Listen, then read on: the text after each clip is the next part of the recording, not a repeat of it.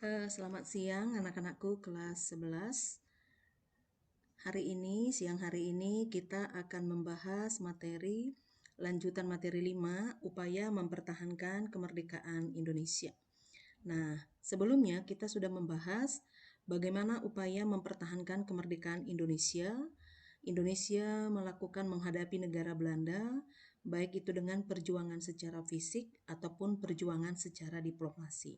Nah, ternyata pada awal atau pasca kemerdekaan Indonesia, Indonesia tidak hanya berjuang untuk mempertahankan kemerdekaan menghadapi negara Belanda saja, tetapi juga Indonesia harus menghadapi ancaman-ancaman yang datang dari dalam yang bisa memecah belah atau terjadinya integrasi bangsa. Sebagai negara yang baru merdeka, saat itu pemerintah belum dapat berjalan dengan baik.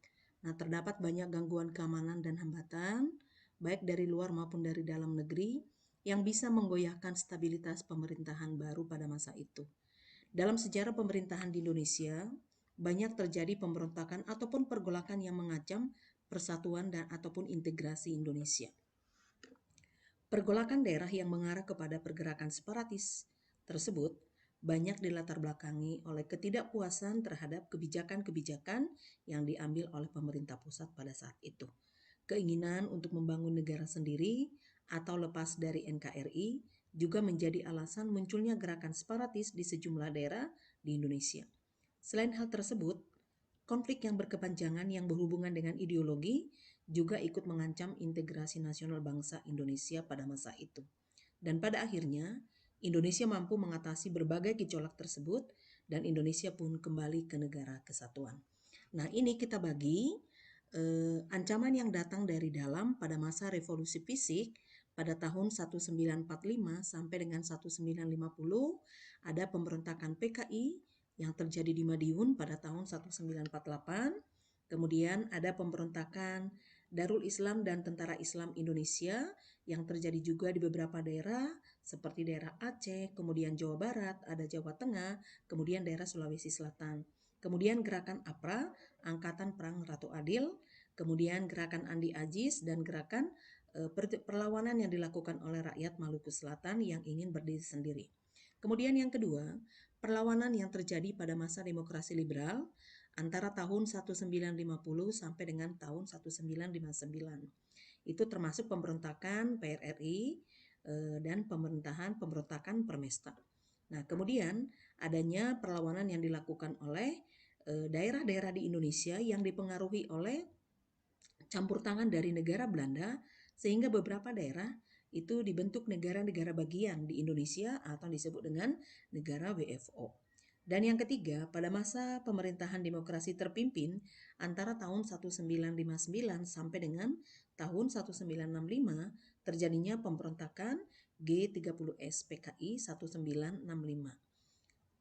Kemudian yang berikutnya, nah ini untuk anak-anakku sekalian, nah silakan nanti dipelajari dan dipahami ini PowerPoint yang Ibu berikan, bagaimana pemberontakan yang terjadi di Madiun, apa yang melatar belakanginya, kemudian bagaimana upaya pemerintah untuk menghadapi pemberontakan yang terjadi di beberapa daerah di Indonesia. Nah, ini juga bagaimana pemerintah, upaya apa yang dilakukan untuk menghadapi pemberontakan Darul Islam dan Tentara Islam Indonesia yang terjadi di Jawa Barat, kemudian di Jawa Tengah, di Kalimantan Selatan, kemudian Sulawesi Selatan, dan daerah Banda Aceh. Ya, ini juga upaya apa yang dilakukan oleh pemerintah untuk menghadapi gerakan APRA.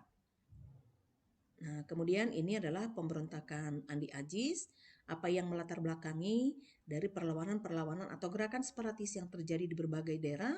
Nah, ini pemberontakan Andi Ajis terjadi di daerah Makassar.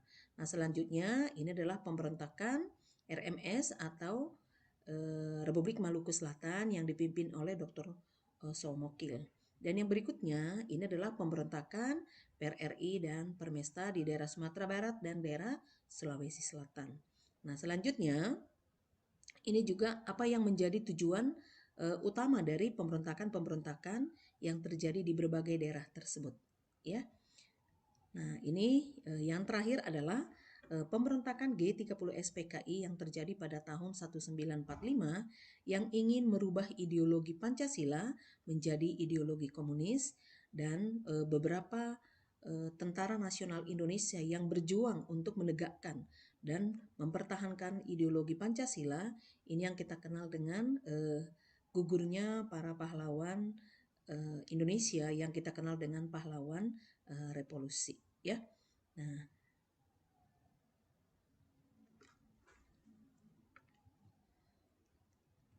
oke, nah untuk siang hari ini, nah itu materi yang bisa Ibu sampaikan. Jika ada yang kurang jelas, nanti pada pertemuan berikutnya kita akan bahas secara bersama-sama. Sekian dan terima kasih.